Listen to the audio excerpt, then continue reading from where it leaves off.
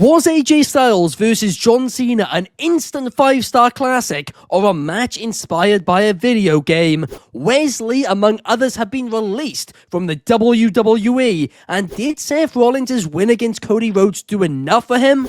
I'm Ben Allison here at Wrestling Republic, and you are watching the Wrestling Republic podcast on a week where pretty much everybody at Wrestling Republic has fallen ill, including this man to my not right, but to my left. How are you, Clark? I'm doing well. I'm stoked to be here. Happy whatever day it is, Sunday. When it this is comes Sunday, out. and it's going to come out on a Sunday for once as well because of I'm Raw. fired up to be here. We had a crazy week in wrestling. I had a crazy week. I got under the weather and whatnot, but let's get right into this. Absolutely. And also joining us today, we have a man who is one of the hardest working men in professional wrestling media. How are you, Shad? What's going on, you sick individuals, you AEW sickos that I am doing this show with? Tony Khan must have instilled a virus in both of y'all's hard drives that spread into your immune system. But I'm good. I'm hoping I don't get sick. Luckily, I'm across the country from you and across the country from you. So I got my social distancing from y'all. Maybe I should get a face mask like it was COVID-19 times. Just to maybe. Myself. But I'm Did good. you know what, though, Clark? This might actually be Tony Khan's fault, right? We can't actually dismiss that. No. And the reason for it was we both fell ill following that Dynamite review we did on Wednesday, right? Yes, it took a couple of days, but I mean, look, he could have been fuming with what we said. He could have planted something, but in reality, I actually caught it off my friend from California who's visiting. So in reality, it's actually all Clark's fault. It wasn't. Yeah, it wasn't, but you probably gave it to mine. Was the pollen falling off the trees. Yeah, Clark met this friend from California. Yeah, different side of California, but still. And that person flew to, it's horrific. It's horrible. It's despicable. Yay area. You know what I mean? Yeah, don't care. You made me all gas, no brakes with it. Right, guys, up first, we do have to talk about Crown Jewel. It happened yesterday, and wow, just wow, what a show it was. But look, I got into a lot of controversy, right, because I was rating the show. Kobe Galanzowski, the man who never sleeps, for once, was sleeping. So I had to review this. I did the star ratings for it. And I did not rate John Cena versus AJ Styles 5 stars. In fact, I rated it 4.75 stars. And I'm going to quickly explain why I did so, right? I loved it. I'm a huge AJ Styles fan. The AJ Styles versus John Cena Royal Rumble match is one of my favorite matches of all time. But in no way was this match a 5-star match. And I will tell you why, right? When you talk about a 5-star match, it means the match was perfect across multiple categories, from storytelling to crowd reaction, all of it, but especially psychology. And at the end of the day, the point in professional wrestling is to suspend your disbelief.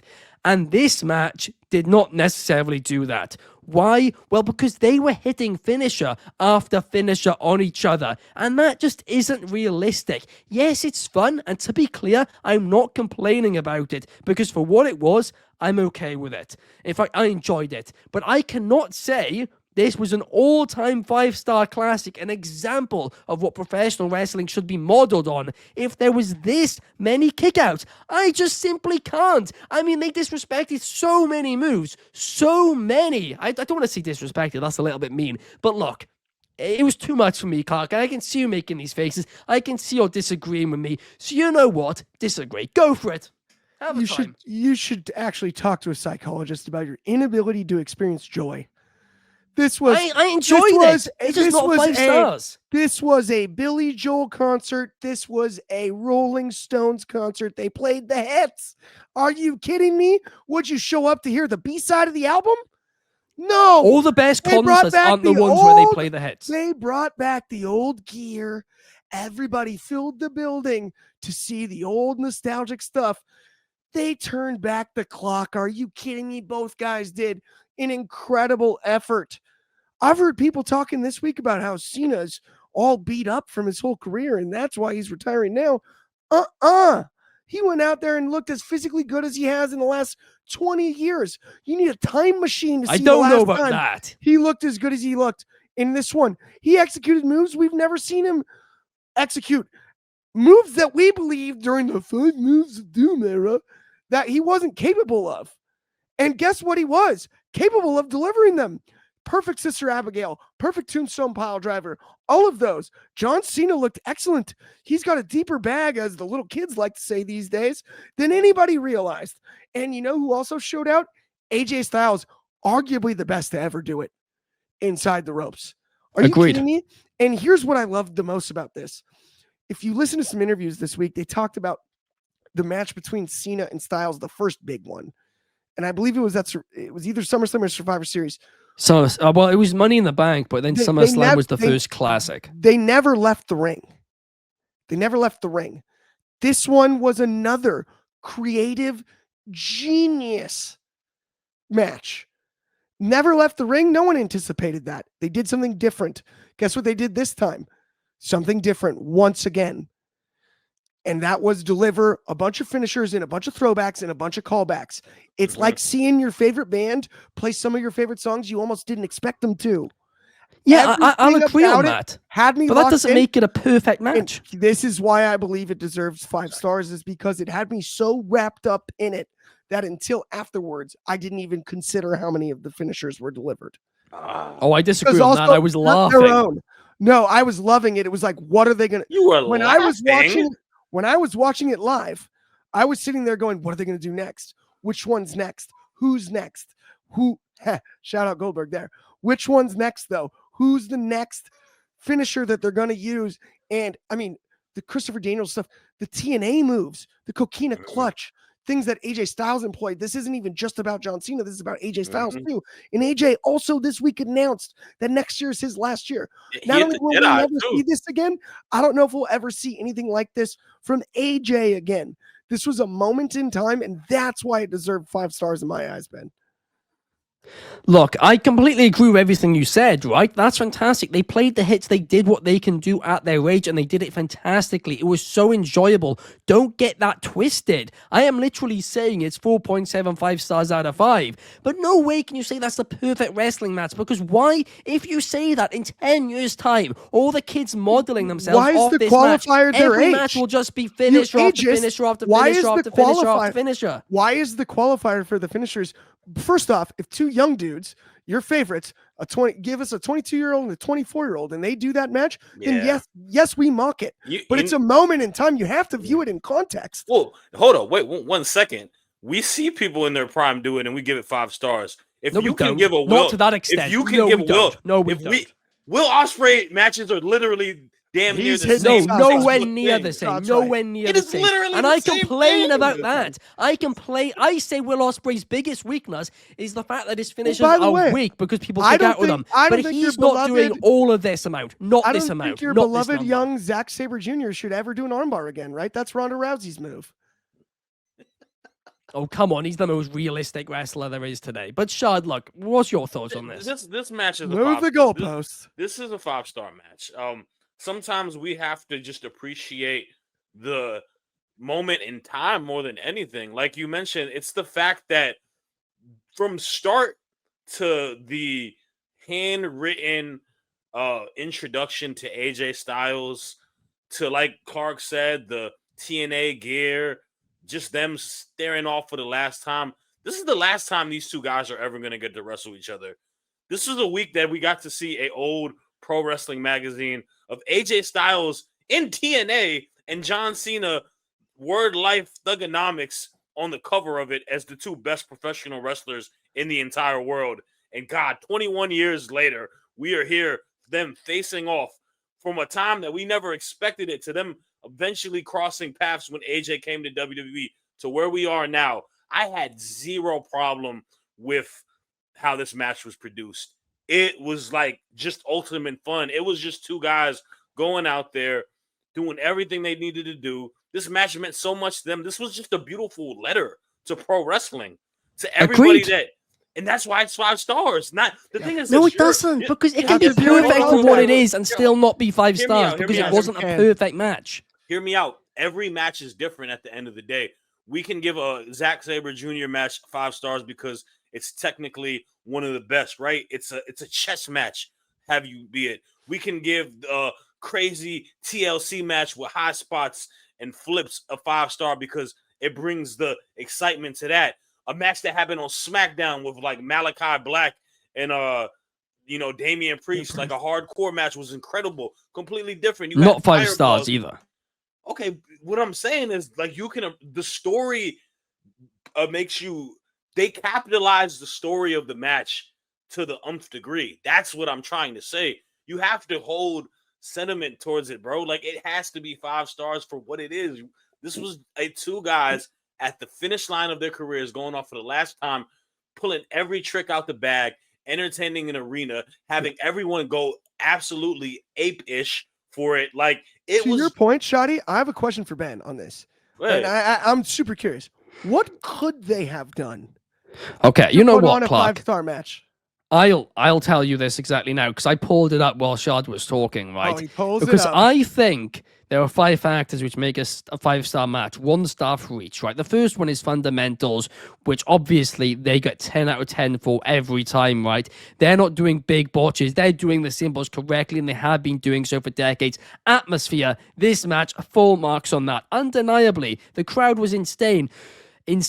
Storytelling, undoubtedly, to you guys' point, they touched on all the stories, undoubtedly full marks. Innovation, this was innovative, undoubtedly full marks, but this is what I'm saying. The one thing where it gets marked down on ever so slightly, which stops it from being a 5-star and instead makes it a 4.75 star match, is psychology, and specifically the fact that this match did not feel realistic because they were hitting moves which we have seen end matches time and time and time again, and they were hitting them over and over and over and over again on a level we have never seen before in this company. Hear me out on this. Do you then not believe that when the Undertaker delivers a tombstone pile driver, it's different than everybody else? Do you not believe that when Bray Wyatt delivers the Sister Abigail, it's different than everybody else? I agree. And I've been on the record to say that. I said that about Cena and Orton. Right. And those people didn't deliver those moves. If Randy Orton delivers an RKO, it's different than if John Cena does. If John Cena delivers a tombstone, it's different than The Undertaker. Agreed. And that's why it's acceptable in my eyes. So the psychology is built in that answer alone, Ben.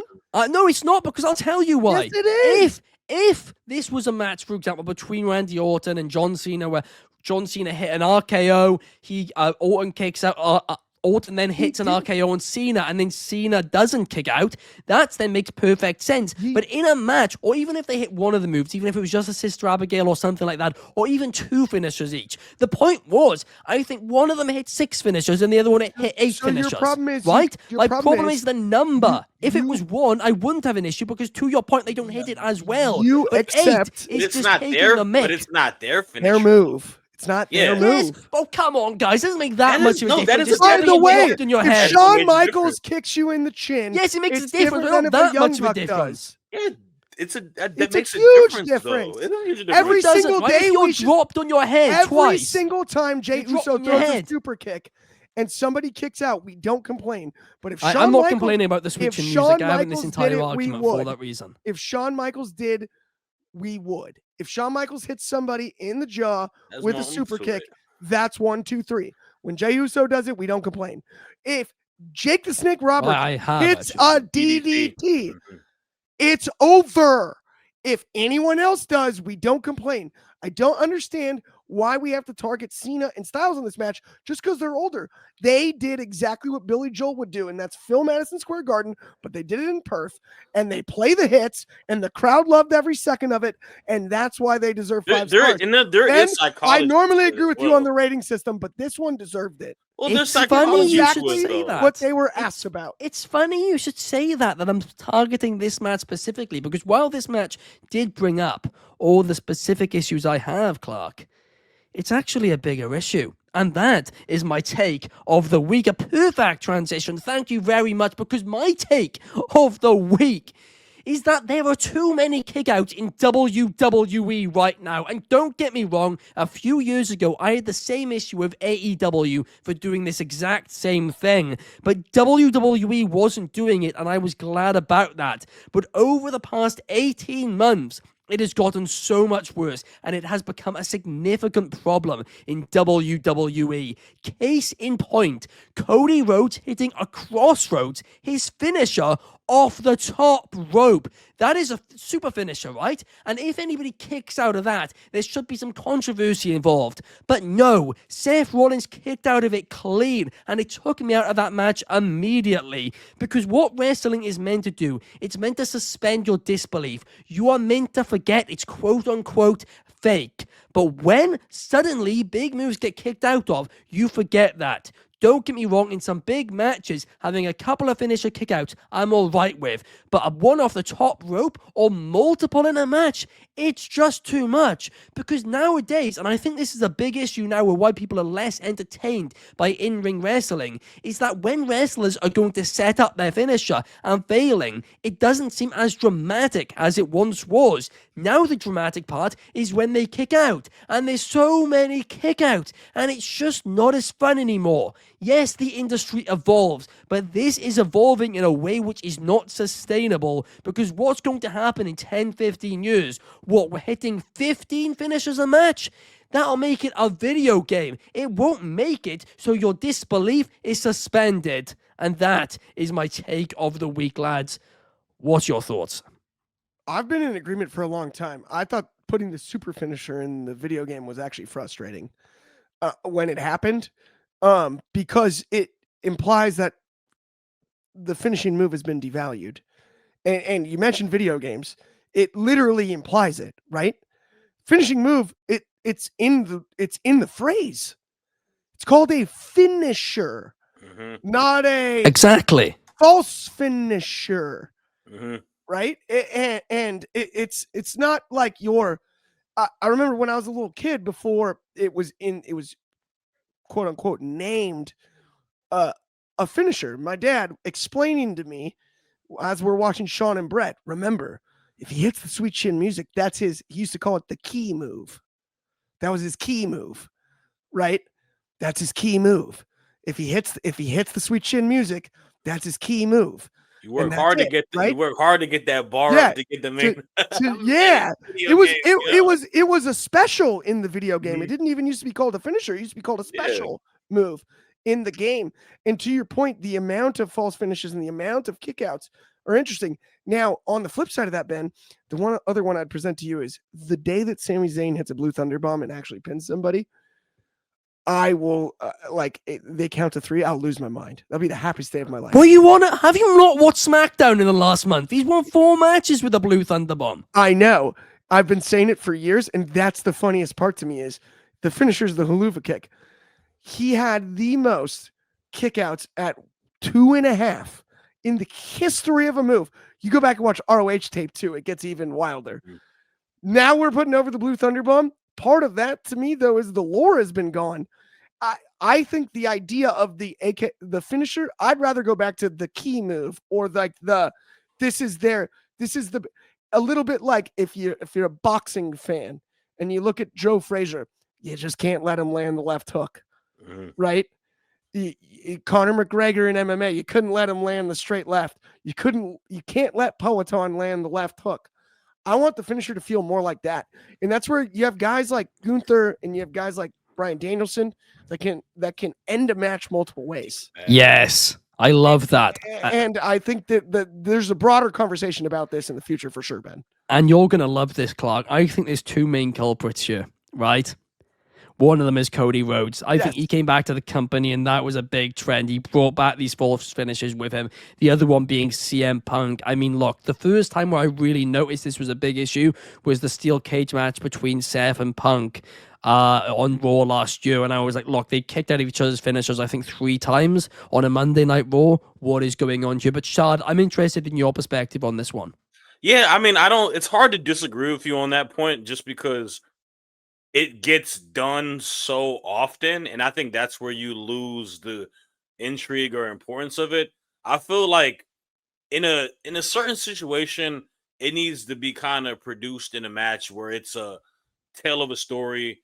Like you mentioned, Cody Rhodes going against Roman Reigns, like a situation like that. Like Cody is putting his all into it, trying to get out to overcome the final boss, the ultimate bad guy.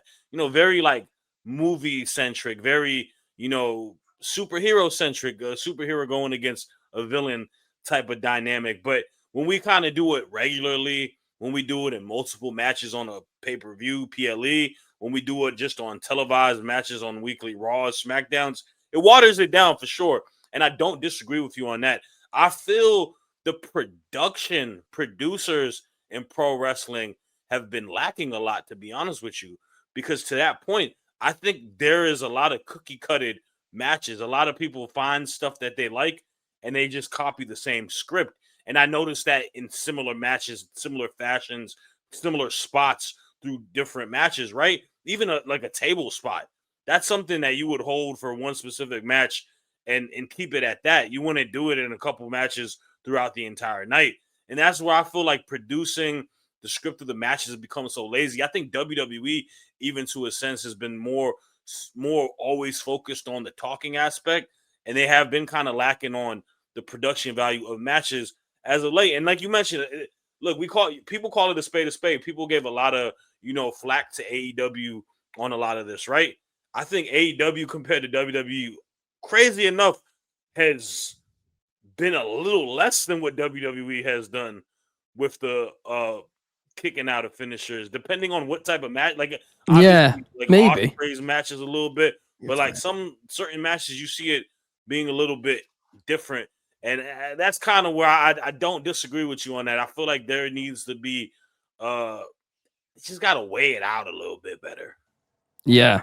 Well, there we are then. We're on the same page with this one. But Clark, what is your take of the week? Well, this one's an easy one for me, Ben. Seth Rollins' victory over Cody Rhodes did not propel him to new heights. Not in any way. And that's so unfortunate to me because it was destiny. It needed to happen. We all saw the record. I broke it down last week. This is a must-win situation for Seth Rollins. He wins. As we've discussed on today's show, Cody Rhodes hits 9 million of his finishers, including one off the top rope, 3 in a row, all of the above. Seth Rollins did one great thing in this match, and that's break that stupid watch like I wanted him to. That's the one great thing he did, but the problem is this whole thing is telegraphed. We knew it was going to happen. Nothing was surprising about it. Nothing. And for Seth and the future of the vision, he's got to take control. We can't be leaking the script early on day-to-day television. We know what's up. It's too obvious. He borderline got overshadowed when it comes to victories by his own faction mate, Bronson Reed. This night should have been a coronation for Seth Rollins. This night should have been both of the Brawns, Bronson and Braun Breaker, holding him on their shoulders up to the sky. This is the visionary. This is the guy that brought us to the dance. This is the reason I beat Roman Reigns. This is the reason that Braun Breaker is the future of the WWE. This is the reason we're all here. And we have Paul Heyman, one of the smartest guys in the industry, alongside of us. We can't be stopped. No, it wasn't about that. It's already fractured. They've already told us that it's fractured. It didn't feel like that. It never felt like that. Seth beating Cody should have been the feather in his cap. And it's just not. It's just not. And that's the saddest part. Do you know what? I disagree with some of what you said, but where I will agree with you is your point that the Vision should have been lifting each other up here. Like literally at the end of the night, they should have been lifting Seth up. Coronation. They weren't standing with him. And that's the point where I agree with you. Why aren't these guys together much at all? And they 100% should have ended that show standing together. And it should have been the moment as, okay, we've known Braun is going to be the next big thing, but now we know Bronson is going to be too. And now we know that Seth Rollins definitely is the top guy. Ben, you have the most dominant night in the history of the faction. And they don't even look like friends. They celebrated separately. That makes no sense in the world to me. What are we doing here, Ben? Are you serious? You have a leader. You have a guy that brought you to the dance in Seth Rollins.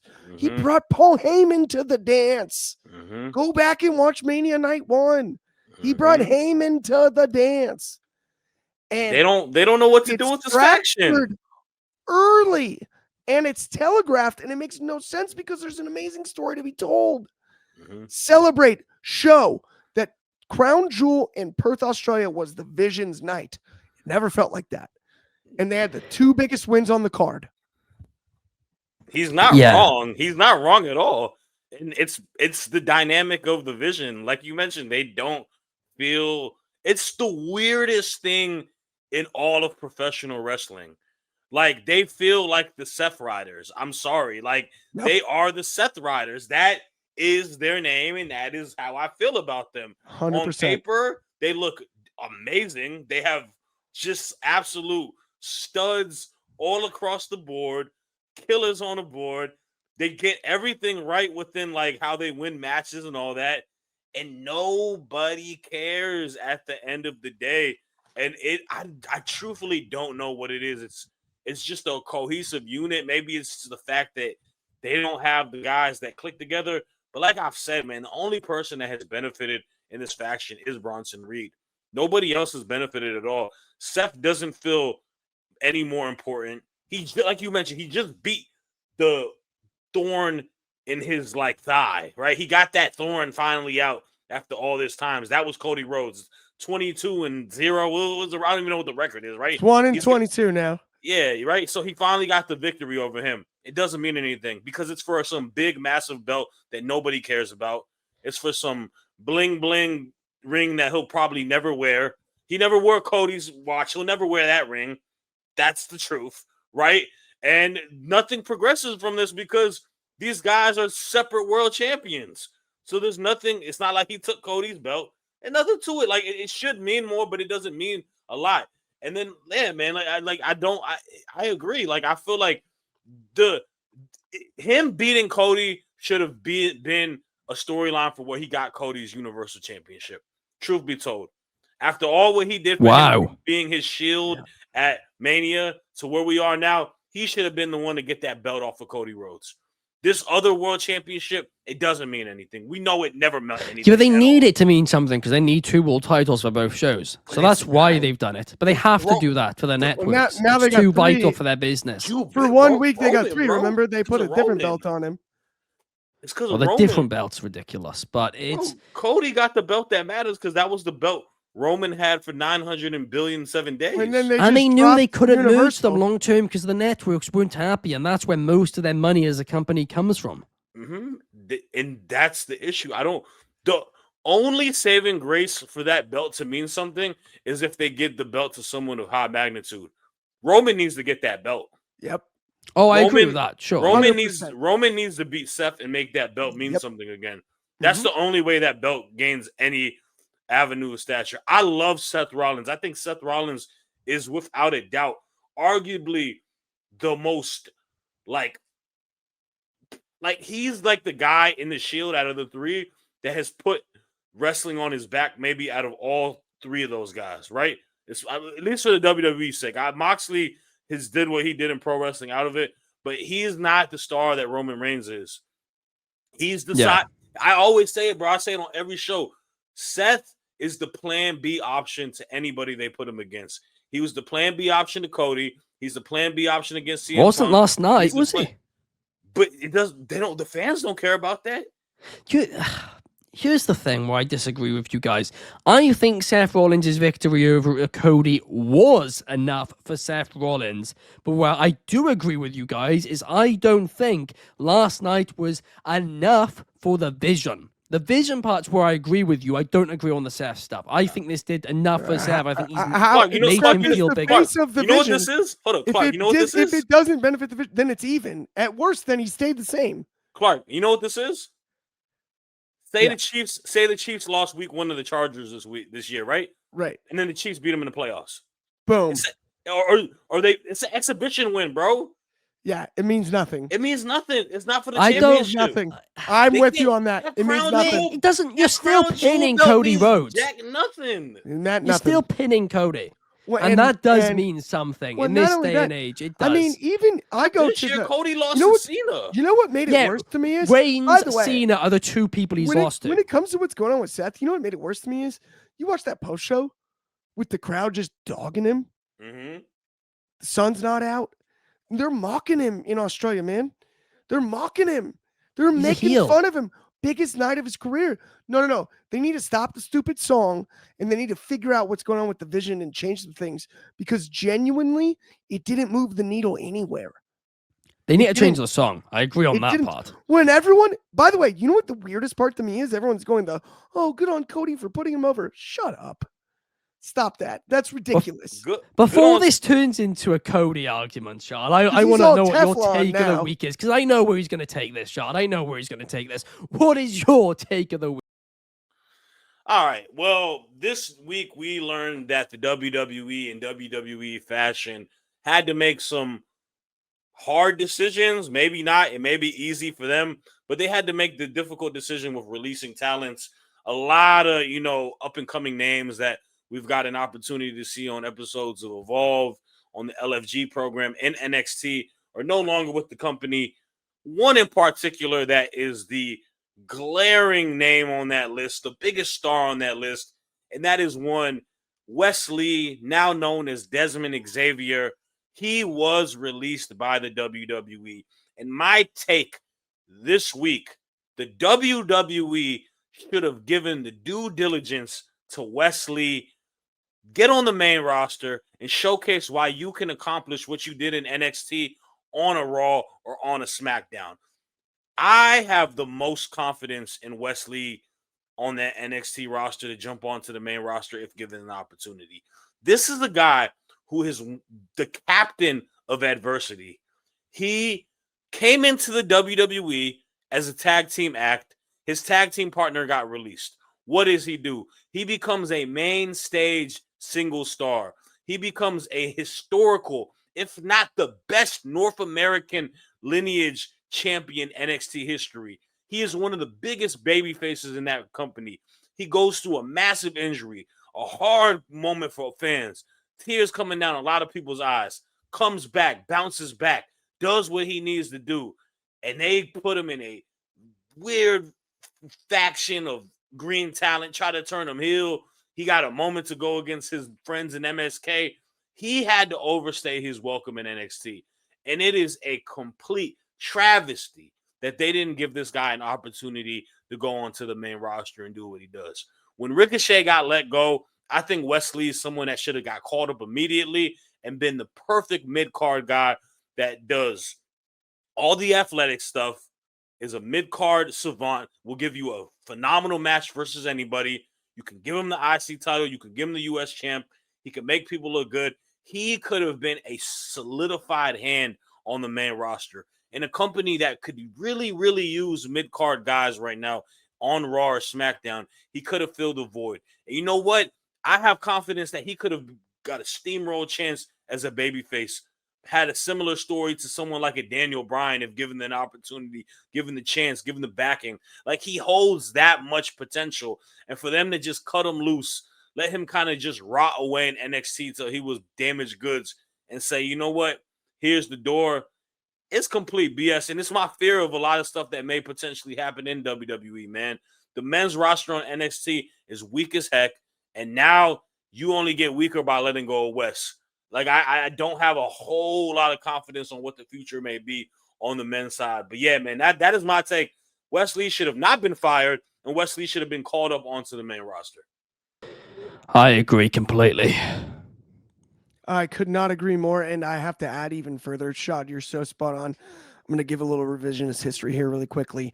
2013 Kentucky Derby, there was a horse called Palace Malice. They put blinders on the horse. Couldn't perform. Todd Pletcher, one of the greatest trainers of all time, for the Belmont Stakes in New York, took the blinders off, and guess what that horse did? Dusted the whole field. And that's what I think Wes Lee and the Rascals are going to look like in AEW. Oh, yeah. They're going to show every single person that doubted them in their WWE run, TNA run, everywhere they've been beyond that. The indie scene, all of that, AEW fits these three as well as anything, and that's where I want them to go right away. We've talked about numerous free agents, been like, let's go to New Japan, let's try here, let's try there. The Rascals in AEW is a match made in heaven, no doubt about it. Take the blinders off. It is, Ben. Let's see those three fly. Let's see those three fly.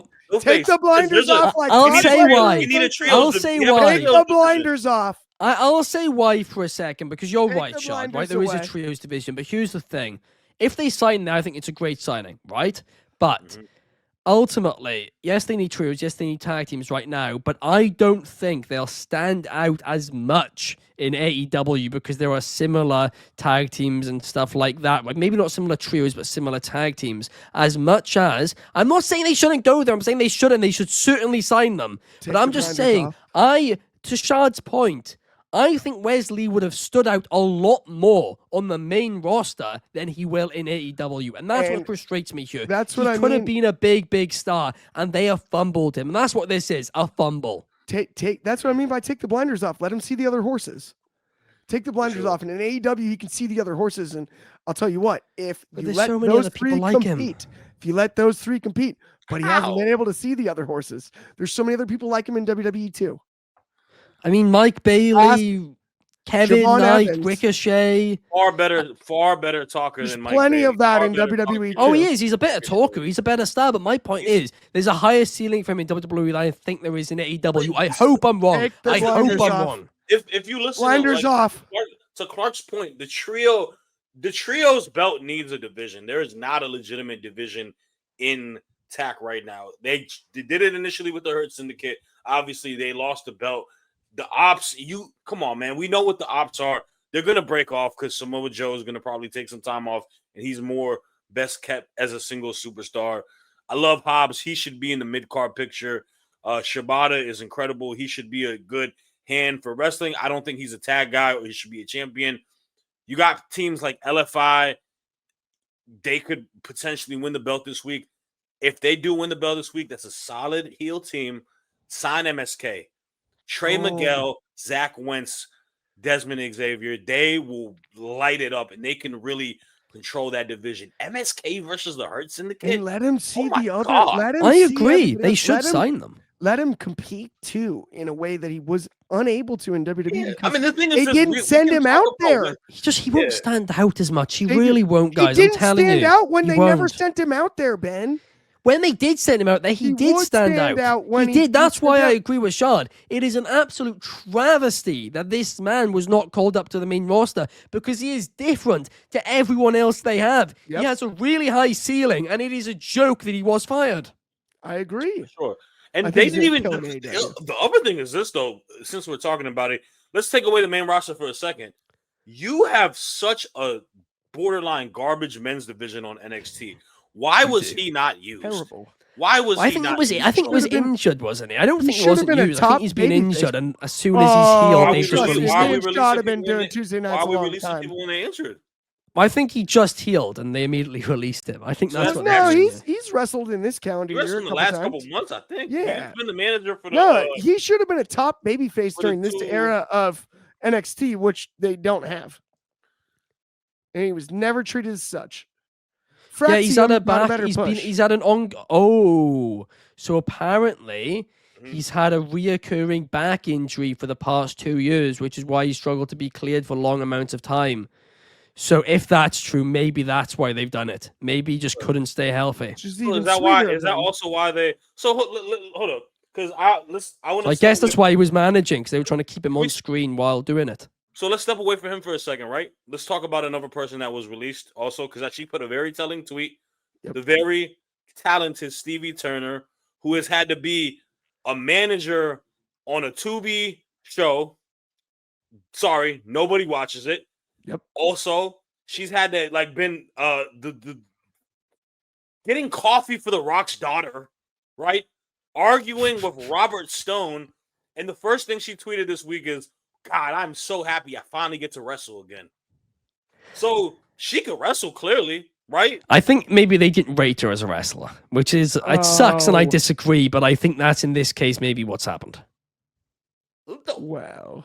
This is a company, look, man, I'm not going to put out names because I don't want to disrespect other talent, but there is a ton of girls and guys out there that are wrestling weekly that me and this guy have to cover on a nonstop basis, that it is definitely hard to watch wrestle that they can both wrestle better than. Stevie Turner probably can wrestle better than all of Dark State. Yep. She can wrestle. I knew that was who you were talking about as well. She can wrestle better than all of Dark State. She could probably, you know what? Stevie Turner can wrestle better than Matt and Jeff Hardy in 2025. Yeah. Rich Holland can. He's on there, Evolve. I don't think that's a high bar. Rich Holland look, can. I like her. I used to watch her before, but on the UK Indies. But the issue is, I mean, clearly they didn't rate her for whatever reason. But she was injured, or maybe it's not even that. Maybe they rated her more highly in a backstage role, but they released her, so clearly not. I don't know. These releases don't really make much sense to me. Bro, how old is she? Like 27, 28? 25? She's young, isn't she? Like, I think a lot of these releases were injury prone people. That girl like she's Nick Aldis, bro. They treat her like she's Adam Pearce. Yeah, she fits the youth movement. Because Lance and I also was released due to injuries, and he couldn't get cleared over this past year. It was one injury after the other. I think a lot of these cuts are genuinely injury-based, because also 2 out of the 3 ID names are people who aren't cleared currently as well. So I do think maybe that's why. Save that medical money. That way you're not on the hook for it. That makes a bunch of sense. You know what? I do want to preface this real quick. For some of those talents that did get released on the ID program, they did release a couple people that I've watched on LFG who I think can really, like, I hope, I don't know if they're going to watch this, right? But hopefully y'all do watch this. If you have the aspirations to be a pro wrestler, yo, keep going at it. Because someone like BJ Ray, I think he can just kill it on the independent. He's awesome. That's not IT as well, to clarify. That's NIL. Yeah, 2 different programs. Name, image, likeness. He was not the ID. I'm sorry, the LFG program, right? Right, okay. So BJ Ray, Jin Tala, who is from Maryland. Like, I think she would do good. And then the other 2, Hayes James, like, I think they could definitely, I hope they don't give up. Because I think if they get an opportunity, like, just go to a wrestling school, sharpen your craft, you got a little bit of name now on you. These indie promotions will get you on a card and just keep building up. Like, I hope they don't give up. I hope, because I saw one of the guys, Jamar Hampton, made a very, emotional post, and he said, I'm done with wrestling. I don't want to do it no more. And I respect the hell out of him. I do too. For it, because that comes from a place of like, you know what? I gave it a try. It's not for me. I'm going to do other stuff in my life and my aspirations. I'm still a young guy. Go for it. But if some of these talents, if y'all love what you got a chance to do in pro wrestling and it just scratches the surface, yo, keep at it. I could not agree more. But guys, it is now time for our faction of the week. If you guys haven't watched this show before, we give our faction of the week, which is our match of the week, standout of the week, talker of the week, tag team of the week, show of the week, promotion of the week, women's wrestler of the week, and men's wrestler of the week. And I will kick us off with match of the week, because despite what I said in this opening topic, I still loved the match, even if it wasn't 5 stars. And that was John Cena versus AJ Styles. It was fantastic for what it was, right? Like I'm saying, I'm not complaining about the match. I am praising it, but it's just not a 5-star match. Clark, I can see a laughing. Who are you giving it to? I'll take Cena Style in all 5 stars. John Cena and AJ Styles, all 5 stars. I'll take it. Shad? I'm also going with John Cena versus AJ Styles. Just tremendous match to watch yesterday. Absolute classic. One of the best WWE matches this entire year, and the best John Cena match on the retirement tour. Give me that. Wow. Big praise indeed. Up next, standout. I'm going to give it to Bronson Reed, because he's the guy who, coming out of this week, really stood out to me. I mean, he pinned Roman Reigns. Like I said, the only person to be able to pin Kazuchika Okada and Roman Reigns other than Finn Balor. That is a big achievement. He's the person who stood out to me. But Shad, what's your shout? Let me get a Miss Maxine Dupree. She showed out on Monday Night Raw. She silenced a lot of haters, silenced a lot of doubters, including myself, that didn't know she had that deep of a bag as a professional wrestler. She looked absolutely incredible. She had the crowd on her back, and she got a victory, even though count out over Becky Lynch. Let me get Maxine Dupree. Oh, great shout. What about you, Clark? For stand-out, I'm going with AJ Styles, and honestly, the dude deserves it. He turned back the clock. He wore the old gear. He did all of that. He also mentioned that he's definitively this week retiring after next year. I'm more excited for that retirement tour, and that's no knock on John Cena because it's just going to be bell-to-bell madness like we saw last night. No one was capable of putting on that match with John Cena besides AJ Styles. He turned back the clock, and he deserves to stand out this week. A great shout. Up next, tag team of the week. Not a good week at all for tag team wrestling, in my opinion, when it comes to actual tag teams. So I'm not going to give it to an actual tag team. I'm going to give it to Io Sky and Rhea Ripley instead because I thought they looked good together. But what about you, Clark? I'm giving it to Jurassic Express. Jungle Jack Perry and Luchasaurus. We dropped the boy, which was the one complaint about Jungle Boy Jack Perry. He's not just Jack Perry now. He's just Jungle Jack Perry. I dig it. They're back together. The AEW tag team division, when it first launched, was, in my eyes, one of the key things that separated it from the WWE. Bringing back a team like Jurassic Express is a step in the right direction, and they deserve the spotlight for this one. I'm going with them for my tag team of the week, just because it's fun and I like singing the song. Like I said to you on Wrestling Public's daily broadcast last Wednesday, look, I really love Jurassic Express, but the way they brought them back, I don't. I mean, look, cool with it. We've It's suddenly Jungle just Man. forgotten everything he's done. It's not a boy and his dinosaur. He had to grow, Ben. It's a man and his dinosaur. What about now. you, Shad? Kind of like Ben. Y'all might call me a hypocrite for what I've said this week. I went viral this week on the Wrestling Republic Instagram page because I criticized this match. And to that point, I'm going to give the winner of that match and also a winner from Friday night, winning 2 belts this weekend, House of Glory Tag Team Champions or defending House of Glory Tag Team Champions and new NXT Tag Team Champions. Give me the Hardy Boys. Okay. We'll ignore they had one of the worst matches in the history of NXT, but to your point, I'm sorry, I've got to say something here. Why on earth?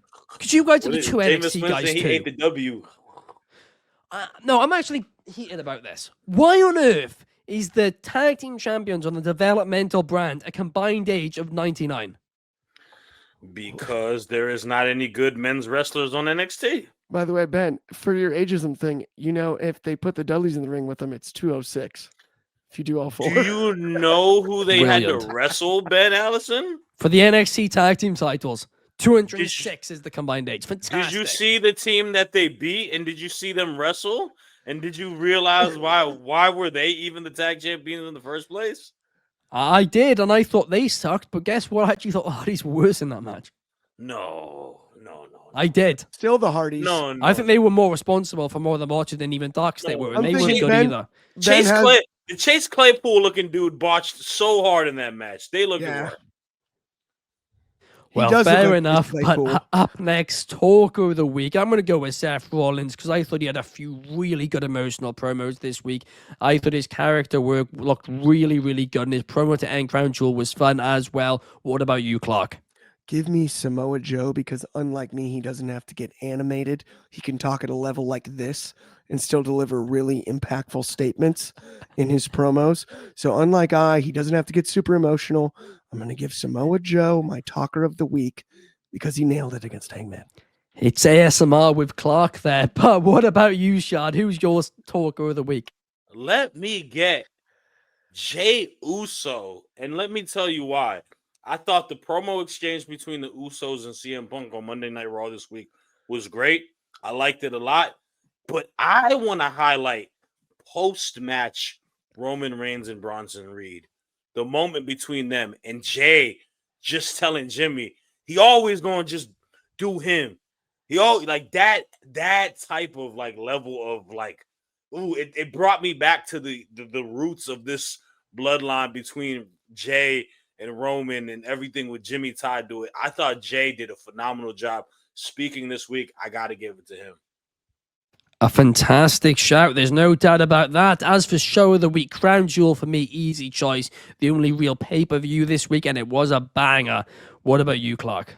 I am gonna stick with Aussie, Aussie, Aussie. Oi, oi, oi. We talk often about No, we can't say that, Clark. European and American crowds. No. They stole that chant off the Welsh. It's actually insulting that you brought that up on a podcast with a Welshman. I love the Australian fans. I love Australia. I'm going with Crown Jewel. I think it's an area we should visit more often because there's obviously a fandom and a taste for combat sports, and not only that, but professional wrestling.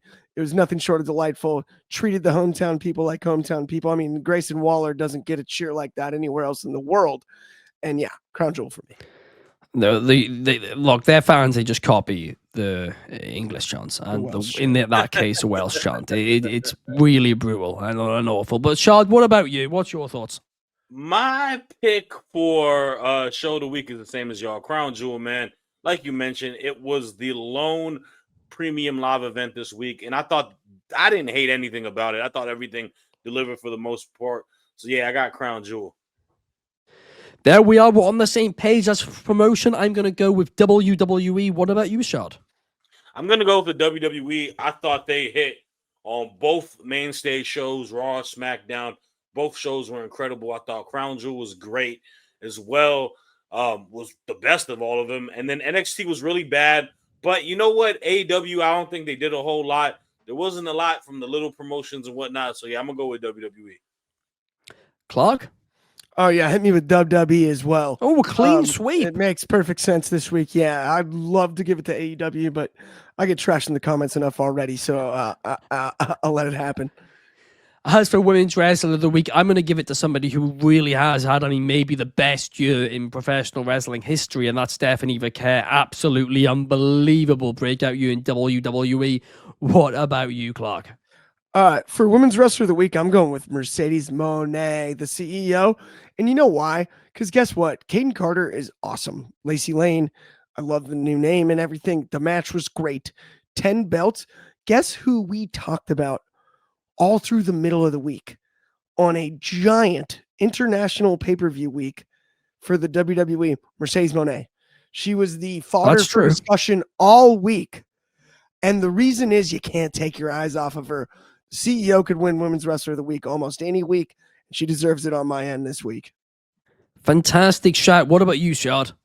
I am going to the world of stardom for my women's wrestler this week. And this is another person who has become a multi-champion, multi-belt champion.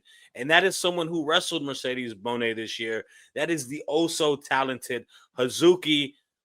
This week on Stardom, beating Koguma for the CMLL Japan Women's Championship. She has 2 belts. She's incredible. She's my women's wrestler of the week.